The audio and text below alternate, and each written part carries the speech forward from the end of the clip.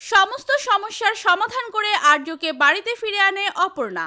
হ্যাঁ বন্ধুরা, আমরা এমনটা দেখতে পাবো চিরদিন তুমি যে আমার ধারাবাহিকের আগামী পর্বগুলোতে। বিস্তারিত জানতে ভিডিওতে লাইক দিয়ে শেষ পর্যন্ত দেখতে থাকুন। মীরা অপর্ণাকে ফলো করছে।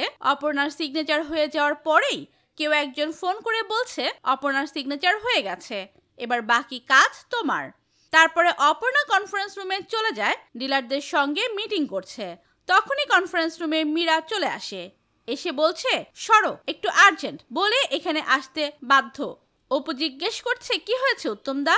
উত্তম বলছে আসলে তুমি ফান্ড রিলিজ করার জন্য যে সইগুলো করেছিলে সেখানে কিছু ভুল হয়েছে। অপর্ণা বলছে ভুল মানে?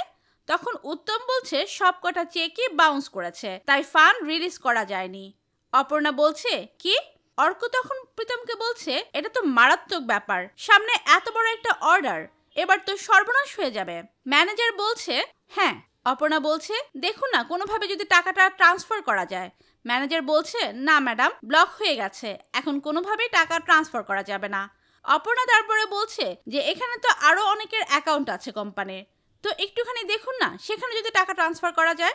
অপর্ণা কি করবে মনে মনে বলছে যেভাবেই হোক না কেন এই বিপদ থেকে বের হওয়ার রাস্তা আমাকে বের করতেই হবে।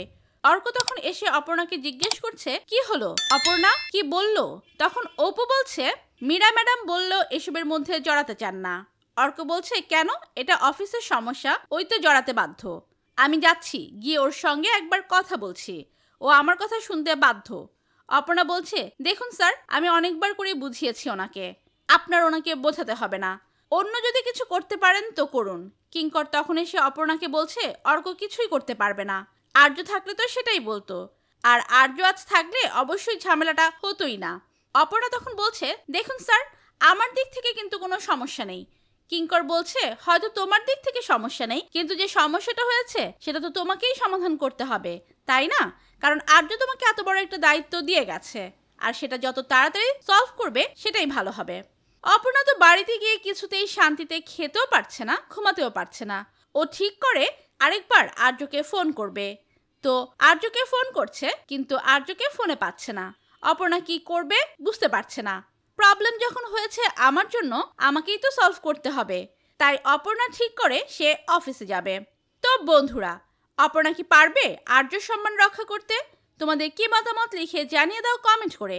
পরবর্তী আপডেট সবার আগে পেতে সাবস্ক্রাইব করুন আমাদের চ্যানেলটি। ধন্যবাদ।